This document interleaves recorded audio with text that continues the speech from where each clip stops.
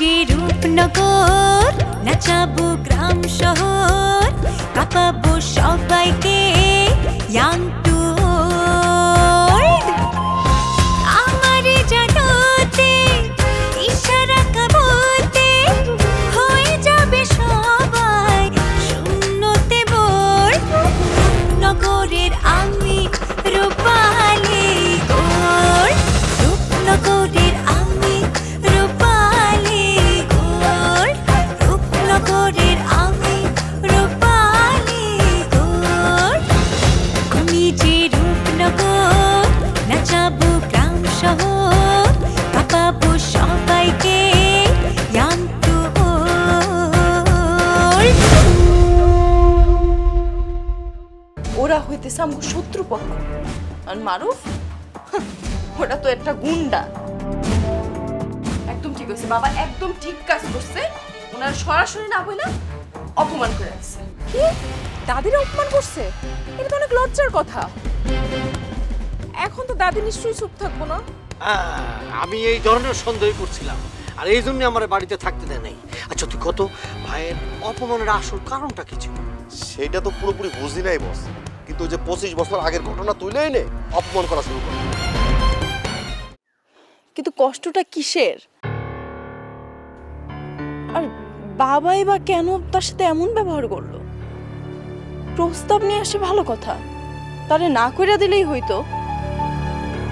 আর না তো অবশ্যই করতে হইতো।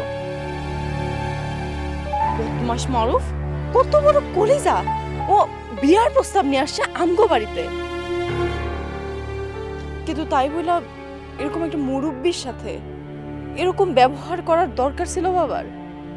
আর কি বলবো বলে, ওই অতীতের কোনো একটা গিট্টু হয়তো লেগে আছে। আর ওই গিট্টুর কারণে ওই তাদের মান সম্মান হয়তো পেছায় আছে। এই জন্য মনে করে যে সুতা একটু এদিক সেদিক টান লাগলেই কলিজায় টান লাগে। আমি তো জন্মের পর থেকেই দেখতেছি এই দুই পরিবারের মধ্যে একটা গিট্টু লেগেই আছে। মনে করে পান থেকে চুন খসলেই মহাযুদ্ধ শুরু হয়ে যায়। ইয়ে এখন থাক বলে এসব কথা থাক, এসব বিষয়ে কথা না বলাই ভালো। আরেকটা বিষয় বলে, অতীতের গল্পে কিন্তু অনেক আগুন। এই আগুন ছুঁইতে গেলেই কিন্তু মনে হয় শরীরে তাপ লাগবে। অতএব এই বিষয়ে কথা না বলাই ভালো। তার মানে জুলহাস ভাই আপনি কিছু জানেন নাকি? জানি না, আপনি না জানার ভান করতেছেন। কারণ আমি স্পষ্ট দেখছি দাদির চেহারায় যে ব্যথা ছিল, চোখে যে ব্যথা ছিল, ওটা কোনো সাধারণ ব্যথা না জুলহাস ভাই। সব কথা সময়ের আগে কওয়া যায় না বলে। চাচা চান না যে পুরনো কোনো বিষয় নতুন করে এই বাড়িতে আসুক। বলে শোনো, চারপাশের পরিবেশ পরিস্থিতি খুব একটা ভালো না, সবার একটু সাবধানে থাকা লাগবে। হ্যাঁ, আমি যাই তাহলে ওখানে।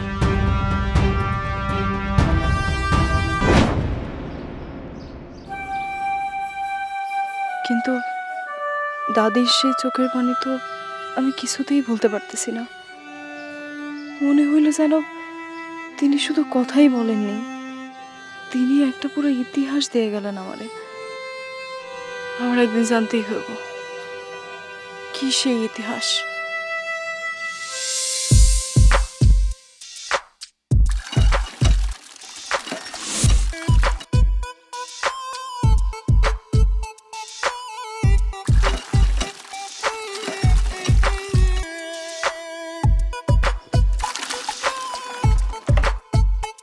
আরে রাখো, তুমি আমারে করবে না, আমি তোমার ইয়ে টাইনা নিয়ে দিতাম, মানে পানির বালতিটা টাইনা নিয়ে দিতাম। তুমি তুমি কেন যে এত ইয়ে করো, মানে কষ্ট করো?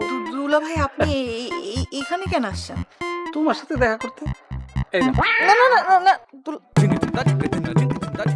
দুলা ভাই, ফুলে আমার অ্যালার্জি আছে, আমার আমার চুলকায় আর কি। হ্যাঁ, ফুল অ্যালার্জি হয় নাকি? আমারও তো কেমন জানি চুলকানি লাগতেছে। আজকে থেকে আমারও চুলকায়, অনেক চুলকায় একদম। ইয়ে মাঝে মাঝে আমার খুব খারাপ লাগে জানো। এই এই ফ্যামিলির লোকজন তোমার লগে যে ব্যবহারটা করে না, আমার মাঝে মাঝে ইচ্ছা করে জুতা খুইলা এক দুলা ভাই কি কইতেছেন এইসব আবল তাবল? এই এই পরিবারের লোকজন অনেক ভালো, আমারে এত ভালোবাসে, এত কম সময়ের মধ্যে আমারে এত আপন করে নিছে। আপনি খালি খামাখা ভুল বুঝতেছেন, এমন কোনো কিছুই না, আমি ভালো আছি। তোমারে ওরা ইয়ে করে ভালোবাসে, এটি ভালোবাসা? অবশ্য তুমি ওই যে বড় ইয়ে থেকে আসছো তো, ফ্যামিলি থেকে, এই জন্যই মানে তোমারে। আশ্চর্য দুলা ভাই, আপনি কথায় কথায় আমারে এরকম ধরতে চান কি জন্য? আমার তো ধরে রাখতে ইচ্ছা, মানে আমার মনে করে যে সারাক্ষণ তোমার সাথে লতি কি আমারে মনে তোমার আপা করতে, তোমার কিছু লাগবে না, বাজারে যাবো, তোমার লাগবে। আরে কই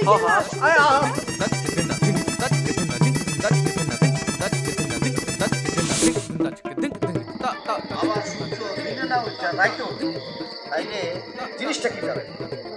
তাইলে তো বস দিনের বেলা কুটকুট আন্ধার হইব, রাতের বেলা ফকফকা সাদ হইব। আচ্ছা বস, তাইলে কি আমরা দিনের বেলা ঘুমামু আর রাতের বেলা কাজকাম করবো?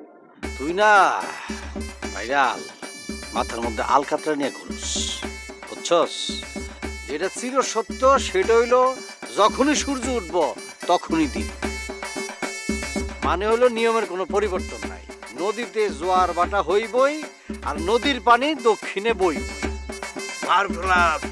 দিস দিস বস, কথাটা বাংলায় বললে একটু সুবিধা হয়। বাংলায় বললে এটা দাঁড়ায় আর কি। বাচ্চু চেয়ারম্যানের মায় যে আমাকে বাড়িতে আইলো এবং আমার ভাই যে এর অপমানটা করলো, এটা আসলে করার কথাই আছে, এটা হইব, একদম বাস্তব। এটা কি করলেন বস? তার মানে আপনি আগে থেকে জানতেন যে এরকম ঘটনা ঘটবো? আচ্ছা এখন আমি যদি তোরে কই আমি জানি আগামীকাল সকালবেলা সূর্য উঠবো, তুই তখন এটার জন্য কি কবি? হায় হায় বস, আপনি জানেন কেমনে? কবি না? না বস, সেটা কম কেন, সূর্য তো সকালে ওঠে। আমি সেই সূত্র ধরেই কইছি আজকে যে ঘটনাটা ঘটলো এটা ঘটার ইয়া ছিল, এখন আমাদের দেখতে হবে আর কি কি ঘটে। আর কি কি ঘটবো বস? ওরে পাগলা, আমি তো সেটা জানি না, আমি তো জ্যোতিষী না। তবে যে ঘটনাটা ঘটলো এটা না ঘটলেই ভালোই তো। আর শোন, বাড়িতে যদি বিবাহযোগ্য মেয়ে থাকে তাহলে তো এর সম্বন্ধ আসবই, এটা স্বাভাবিক। আর শত্রু যদি বাড়িতে আসে তারে কখনো অপমান করতে নাই। কিন্তু আমার ভাই যারা এত বুদ্ধিমান হইয়া কেন যে ভুলটা করলো? কথা তো ঠিক, বাচ্চু চেয়ারম্যান তো বৈশা ঠাকুরের মতো লোক না। আচ্ছা বস, এই ঘটনাকে কেন্দ্র করিয়া সে আবার আমাকে গ্রামের মধ্যে ঠুইকা আক্রমণ চালাবো না তো? এইলে আমি কইতে পারবো না রে, এইসব ব্যাপারে আমি কিছু কইতে পারবো না। তাইলে বস কিছু নেবেন না, মানে মাইন্ড করেন না, আমি কয়েকটা দিনের জন্য একটু আন্ডারপ্যান্ট হয়ে যাই, সরি আন্ডারগ্রাউন্ড যাই। আন্ডারগ্রাউন্ডে যাবি কি? তুই কি এসব করছস? তুই কি বাচ্চা মারে আমার বাড়িতে নিয়ে আইসস ফুসলে ফুসলে? না না বস, আমি এটা করতে যাবো কেন? তাহলে তোরা তো ভয়কে না, মানে মায়ের অপমানের প্রতিশোধ তো বাচ্চু চেয়ারম্যান নেবই। আচ্ছা বল, সত্যি সত্যি যদি তানহার মারুফের বিয়েটা হয়ে যেত তাহলে কি দুই চেয়ারম্যানের মধ্যেকার যে শত্রুতা এটা খতম হয়ে যেত? না হইলে হয়তো আবার না হইতে পারতো। তো আমি যতটুকু জানি, শুনছি এবং বুঝি, মারুফ ছেলেটা কিন্তু সুখী থাকে না। তা না, তারা দেখতে পারে না, দুই চোখকে দেখতে পারে না, তার সহ্যই করতে পারে না। তাহলে কি দাঁড়ালো? সংসারটা তাদের তো টিকবো না। তারপর আরেকটা ভয় আছে, তানহার উপর ওরা অত্যাচারও করতে পারত। ও আচ্ছা বল, তাইলে কি এই শত্রুতাটা আজীবন চলতে থাকবো? আমি জানি না রে ভাইরা, আমি কিছু জানি না। আমার আসলে কিছুই এখন ভালো লাগতেছে না, আমি এরকমটা চাই নাই। আমার ইচ্ছা ছিল কি জানোস ভাইরা, মানুষে মানুষে মিলামিশা থাকবে, ধর্ম বর্ণ নির্বিশেষে একে অপরের সুখে হাসবে, দুঃখে কাঁদবে।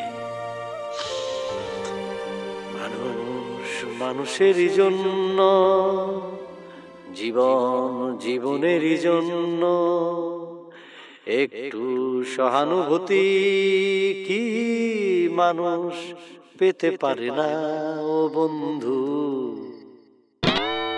থামলেন কেন বস?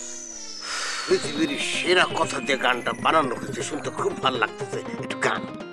ভাইরাল রে, আমি কোনো দিশা পাইতেছি না, কি যে করবো কত দিয়ে একটু। বস, মেলা দিন ধরে আপনার লগে থাকে থাকে আমি একটা জিনিস শিখতে পারছি, সেটা হইল বিপদে মাথা ঠান্ডা রাখতে হয়। আপনি মাথাটা ঠান্ডা রাখেন। হ্যাঁ, এটা ঠিক কইছিস। বস, আর একটা কথা কম। ক। আপনি না কিসের একটা আন্দোলন করতে চাইছিলেন, ওইটা শুরু করে দেন। আর নয়ন ভাইরা বলেন যে ফুটবল খেলার টিমটা রেডি করতে। দেখবেন যে গ্রামের ছোট বড় সবাই মিলে আমরা ওইসব কাজে ব্যস্ত হয়ে পড়ুন। তখন আর এই যে হানাহানি মারামারি কাটাকাটির এই সমস্ত চিন্তা ভাবনা মাথার মধ্যে ঢুকবে না। সাবাস সাবাস রে ভাইরাল, ভালো একটা কথা বলতেছিস তো। এতদিন তো আমি মনে করছিলাম তোর ভিতরে নাচন কুদন এই ধরনের জিনিসই খেলা করে না, এখন দেখতেছি তোর মধ্যে তো মাল আছে রে। আই এম সো প্রাউড বস। ধন্যবাদ। আসলে হয়েছে কি বস,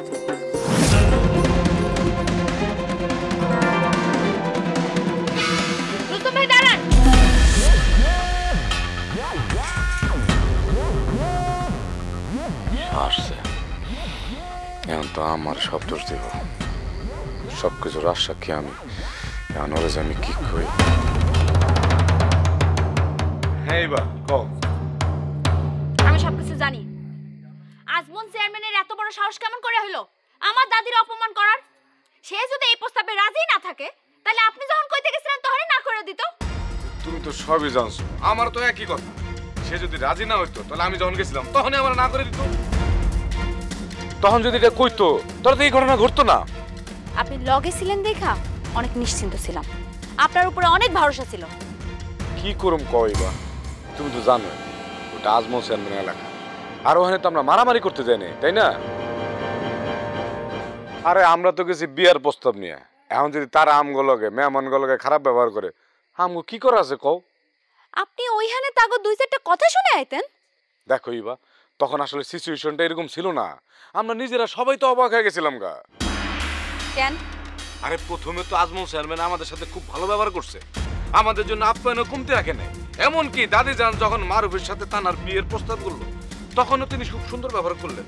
এমনকি ওই প্রস্তাবে সাধুবাদ জানাইছে, স্বাগত জানাইছে। তাইলে পরে তার কি হলো? ওরে যে কি হলো এটাই তো বুঝলাম না। দেখি যে আস্তে আস্তে আজমল চেয়ারম্যান তার রূপ চেঞ্জ করে ফেলাইল। মূলত 25 বছর আগের কোন কাহিনী আছে না, সেটা নিয়ে দাদি যান অপমান করা শুরু করলো। ও, এইবার বুঝতে পারছি। তানহার বাপে পুরানা কাসন্দি ধইরা আমার দাদিরে অপমান করার ঘটনা ঘটাইছে। এইবার আমি ক্লিয়ার। আচ্ছা ইবা, তুমি কি সেই পুরানো কাহিনী দেখি জানো? না, জানি না। ছোটবেলা থেকে এই কাসন্দি শুনতে শুনতে বড় হইছি, আমার এখন আরো রাগ লাগতেছে। আরে আজমল চেয়ারম্যান তো সেই সুযোগটা নিতে চাইতেছে। শুনো, তুমি মাথা ঠান্ডা করো, এত রাগ করো না। কেন রাগ করুন না? আমার দাদিরে অপমান করছে আর আমি মুখ বুঝে সহ্য করুম? আজমল চেয়ারম্যানের এত বড় সাহস, আমার দাদির মতো বয়স্ক সম্মানিত মহিলারে অপমান করে। এর ফল ওপরে মুখে। এই তো আইসো জায়গা মতো। এখন আম করে ঠান্ডা মাথায় এটার প্রতিশোধের লাগে একটা প্ল্যান করতে হবে। কিবা, তুমি তো খুব সুন্দর প্ল্যান করতে পারো। এমন একটা প্ল্যান বাইর করো যে প্ল্যানে মনে করছে সাপ মরে যাবো কিন্তু লাঠি পাবো। প্ল্যানটা আমি করব, তো এমন গভীর প্ল্যান যাতে এক ঢিলে দুই পাখি মরে। বাহ, খুব ভালো। কিন্তু আমার একটা কথা কত, তুমি এখানে দুইটা পাখি পেলে কই? এটারই কই প্ল্যান? সময় হলে বুঝতে পারবেন। দাদির মন মানসিকতা ভালো নাই, পরে দেখা করে।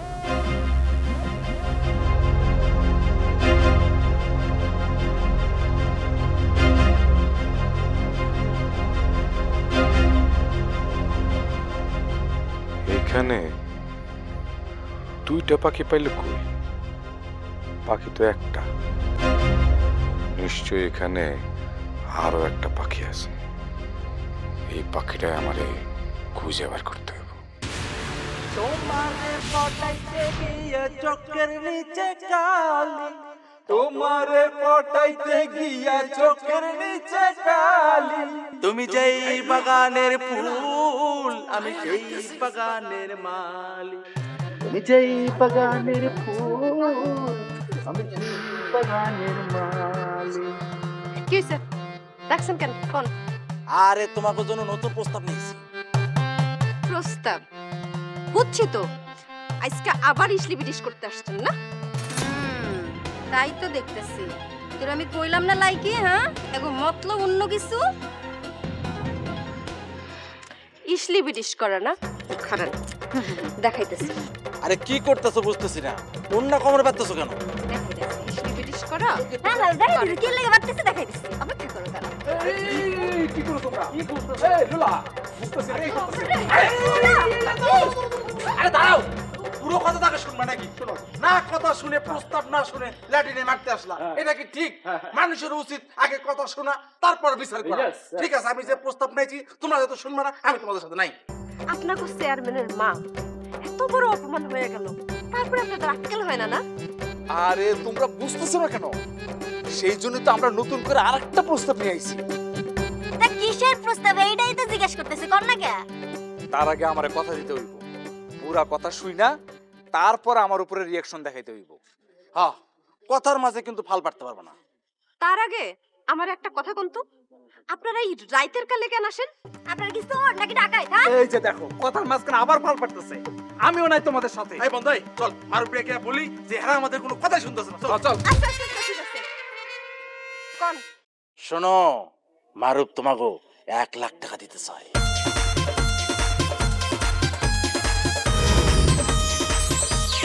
1 লাখ টাকার অফারটা তোমরা যদি শুনতে চাও, তাহলে চুপচাপ মুখটা সেলাই কইরা আমাকে কথা শুনতে হইব।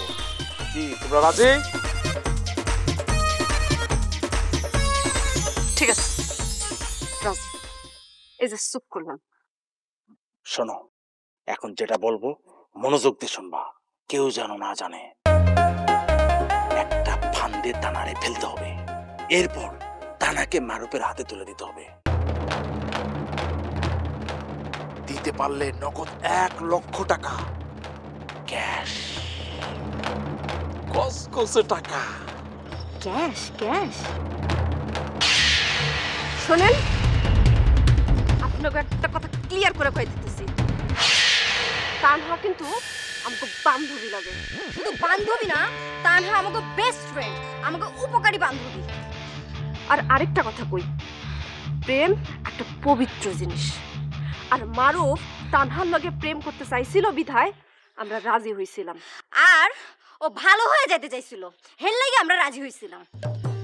আর সেই মারুফ কিনা তো করে দিয়া এরকম একটা বাজে প্রস্তাব পাঠাইছে। আজকে তো করে খাইছি।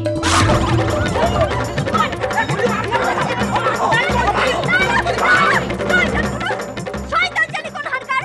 আর তোদের যদি ছায়াও দেখি এখানে, জীবনের মায়া হারাইবি কইলাম। পর্যাপ্ত থাকার আরেকবার আসিস।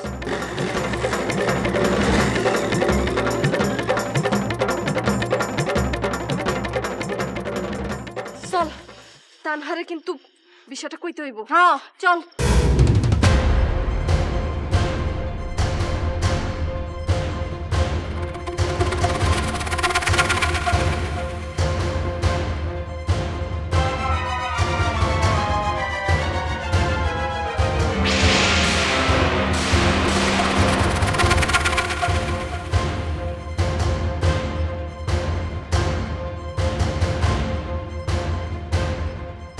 ভাইয়া, উত্তেজিত হয়ে আবার কোনো ভুল সিদ্ধান্ত নিও না, তাইলে কিন্তু ক্ষতি আমাদেরই। এখন একটু শান্ত হও, নারে কিন্তু শরীর খারাপ করবো। দেখিবা, তুই যদি আমার এই জায়গায় থামাইতে আইসা থাকিস, তাহলে ভালোই ভালোই কইতাছি চইলা যা।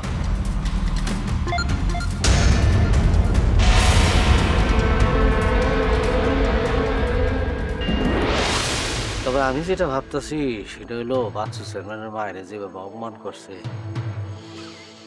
আমার উপরে কিন্তু বিশাল বিপদ নাই মানার সম্ভাবনা প্রচুর আসবে। আজমল চেয়ারম্যানের পৃথিবী তার 2 মাইয়ারে কেন্দ্র করে। তার মেয়েরে যদি তুমি বিয়া করে ফেলতে পারো দাদির প্রতিশোধ কিন্তু এমনি না হইব। একটা কাজ করতে পারো তুমি, আমাকে কলেজে ডিগ্রিতে ভর্তি হয়ে যাও। কি ভুল কি বলছি? তাইলে প্রত্যেক দিন তুমি আমার লাগে কলেজ ক্যাম্পাসে যাইবা।